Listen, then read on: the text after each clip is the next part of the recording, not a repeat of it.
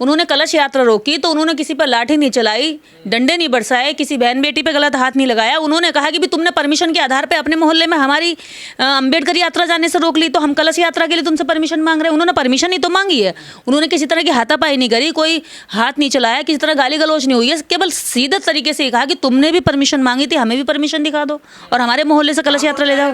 रास्ता नहीं रोका गया है, उन्होंने कहा कि तुमने हमसे परमिशन मांगी, हम भी तुमसे परमिशन मांग रहे हैं। इसमें झगड़ा किस बात का है भाई? वो भी परमिशन दिखा देते। उन्होंने परमिशन नहीं दिखाई थी तो उन्होंने उनके एरिया से नहीं निकाली रैली, ये भी ना निकालते। जब इतने दिन से दलित पिट रहा था, कूट रहा था, उसकी बारात रोकी जा रही थी। दलित की बारात रोकी जाती है, दलित की घोड़ी पे चढ़ने से रोका जाता, मूंछ काट दी जाती है, उसको जूती पहनने पे पीटा जाता, मजदूरी ना करने पे मारा जाता, बेगारी ना करने पे मारा जाता है। तो क्या तब देश में तनाव नहीं बढ़ता? आज एक घटना से तनाव आप बता रहे हैं, लेकिन इतनी घटनाएं दलितों के साथ होती तब देश के अंदर तनाव नहीं बढ़ता? क्या तनाव केवल तभी बढ़ता है जब दलित अपने अधिकार की बात करता है, जब सही बात करता है, तर्क की बात करता है, तब देश के अंदर तनाव नहीं बढ़ता? जब देश के अंदर ये लोग मार के पीट के फेंक दिए जाते हैं, थाने में इनकी एफआईआर तक नहीं लिखी जाती, तब तनाव नहीं बढ़ता? जब कोर्ट में इनके केस चलने से पहले ही इनको जो है बैठ करके समझौते करा के इनको डरा धमका के पीछे भगा दिया जाता है। जिस दलित समाज ने आज हिम्मत दिखाई है ये कहने की कि जब तुमने हमारी बाबा साहब अम्बेडकर की जयंती को ये कहते हुए रोक दिया कि परमिशन नहीं है, तो आज उन्होंने कलश यात्रा को रोक दिया कि क्योंकि तुम्हारे पास भी परमिशन नहीं है। बात परमिशन की, क्योंकि परमिशन की आड़ लेकर के पूरे देश के अंदर अम्बेडकर जयंतियों को रोका जाता है।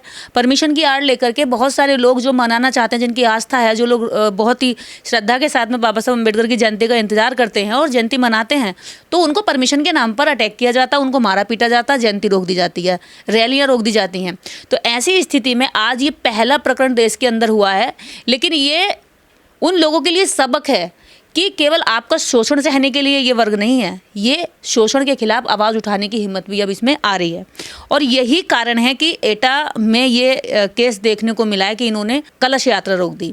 अब बात ये है कि कलश यात्रा इन्होंने एक जगह की रोकी, या उन्होंने जैसे तर्क उन्होंने दिए वैसे ही तर्क के आधार पर इन्होंने बात करी। उन्होंने कोई मारपीट नहीं करी, किसी को घोड़ी से चढ़ने से नहीं रोका, किसी की व्यक्तिगत उसमें काम में टांग नहीं अड़ाई। ठाकुर को भी ये बात समझनी चाहिए, क्षत्रिय वर्ग को। क्षत्रिय समाज इस बात को नहीं समझ रहा है कि आपके कंधे पे धर्म की बंदूक रख के चलवाई जा रही है और आपसे जो है दलितों से लड़वाया जा रहा है, क्योंकि दलित कमज़ोर है। दलित आपके गाँव में, आपके खेतों में मजदूरी करता है, वो कमज़ोर है, उससे लड़वाया जाता है।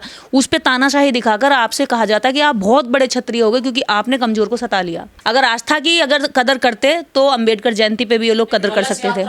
उन्होंने कलश यात्रा रोकी तो उन्होंने किसी पर लाठी नहीं चलाई, डंडे नहीं बरसाए, किसी बहन बेटी पे गलत हाथ नहीं लगाया। उन्होंने कहा कि भी तुमने परमिशन के आधार पे अपने मोहल्ले में हमारी अंबेडकर यात्रा जाने से रोक ली, तो हम कलश यात्रा के लिए तुमसे परमिशन मांग रहे हैं। उन्होंने परमिशन ही तो मांगी है, उन्होंने किसी तरह की हाथापाई नहीं करी, कोई हाथ नहीं चलाया, किसी तरह गाली गलौज नहीं हुई है। केवल सीधे तरीके से कहा कि तुमने भी परमिशन मांगी थी, हमें भी परमिशन दिखा दो और हमारे मोहल्ले से कलश यात्रा ले जाओ। पत्थर डंडे लेकर ये लोग सामने आ गए थे। देखिए, ये तो कहा जाएगा क्योंकि उनको लगता है कि अब जो समाज हमारी गुलामी करता था वो समाज हमारी यात्राओं के सामने आके जैसे हम परमिशन मांगते हैं, क्योंकि ठाकुर को लगता है कि मैं ही मांग सकता हूँ परमिशन और मैं ही मांग सकता हूँ इनसे ये रोब झाड़ करके कि भैया इस सड़क से क्यों निकल रहे हो, मेरे गली से क्यों निकल रहे हो, मेरे मोहल्ले से क्यों निकल रहे हो। दलित नहीं कर सकता। जवाब दिया है? जवाब नहीं है, ये क्रांति की शुरुआत है, ये यहीं से होगी।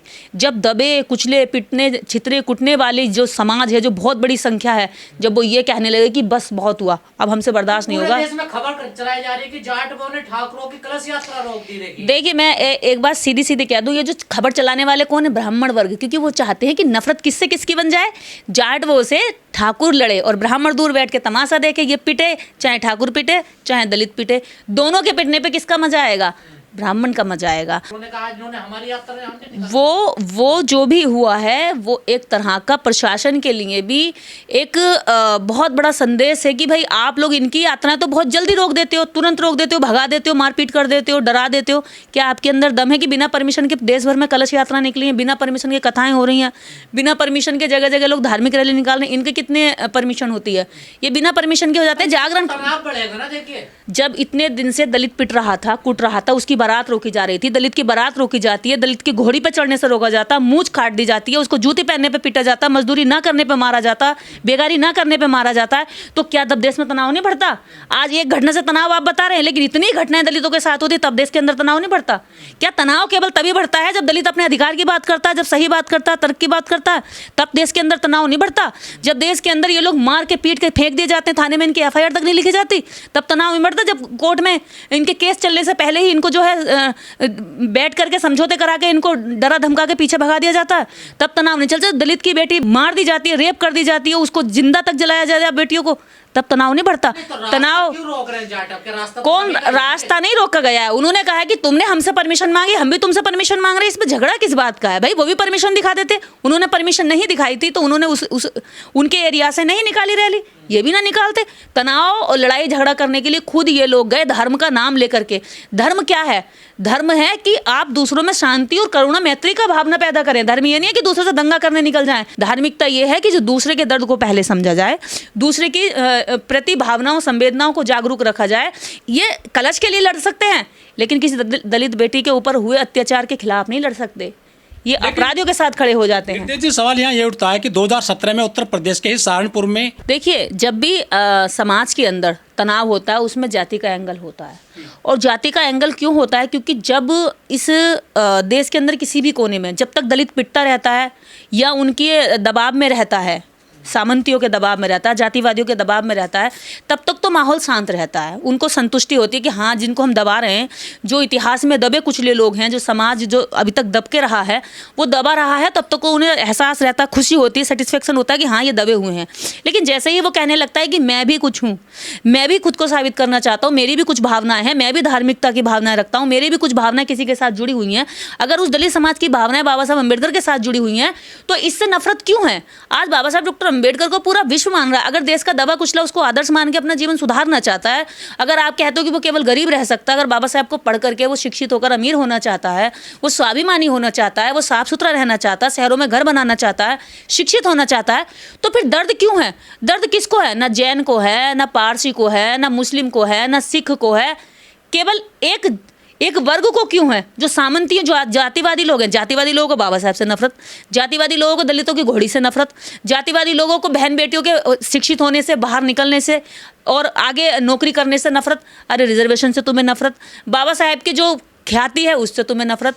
तो ये नफरत से देश के अंदर तुम क्या सिखाना चाहते हो? नफरत दोगे तो नफरत ही मिलेगी। अब ये क्षत्रियों को, ठाकुरों को पता होना चाहिए, अब इन्हें एहसास हो रहा है कि जब तुम उनकी बारातें रोकते हो, उनके आयोजनों को रोकते हो, उनके आयोजनों में जाकर उत्पात मचाते हो। तो आपको पता होगा इसी एटा एरिया में जब कथा हो रही थी, बौद्ध कथा हो रही थी, तो ऐसे ही जातिवादी लोगों ने जाकर उत्पात मचाया था, तस्वीरें तोड़ दी थी, पानी फेंक दिया था, कुर्सियां तोड़ दी थी, टेंट मतलब छिन्न भिन्न कर दिया था। और जबकि परमिशन के साथ में वो कथा हो रही थी, उसके बावजूद उनको भगा दिया और प्रशासन कुछ नहीं कर पाया, मजबूर होकर बैठ गया। यहाँ तो जातियों ने किसी को ना तोड़ा, ना मारा, ना कुछ करा, क्योंकि ये लोग शांत लोग हैं। ये शांत जाति है, ये केवल अपने विचारों से क्रिया की प्रतिक्रिया करती है, ये दमन के खिलाफ तार्किक रूप से अपना जवाब देती है, ना कि ये हमला करती है। अच्छी बात है, जातिवाद करने से डरिए, ये तो बहुत अच्छी बात है।